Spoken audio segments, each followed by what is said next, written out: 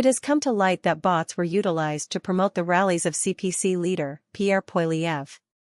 That bot activity originated from numerous foreign countries.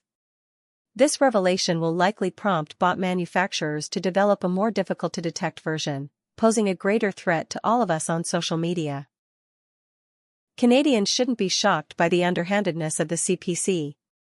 After all, they've been using methods to manipulate Canadians for decades.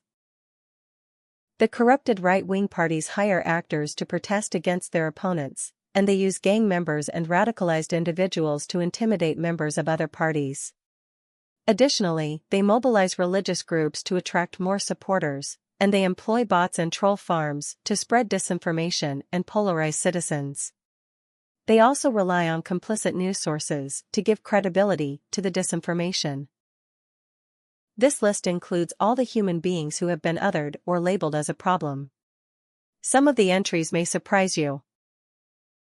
They propagandized every generation that worked to improve the quality of life in Canada. It's called dividing the electorate so that people vote against the progressive rather than the regressive. The regressive parties convince you that we can't keep spending to advance our country, and some of us fall for that big lie every time. The hired right-wing troll farms play all sides of the political spectrum. Some pretend they are progressives, others pretend they are extreme radicals.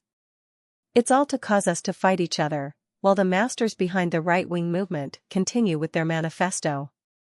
They even try to convince us that an authoritarian government isn't a bad thing, when in fact, colonization and systematic racism came from such minds as the authoritarian.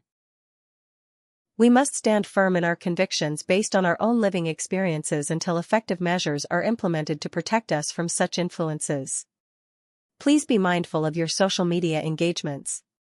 If you notice a sudden surge in activity on your comments or post, it may indicate that you've been flagged as a potential supporter of the right-wing movement.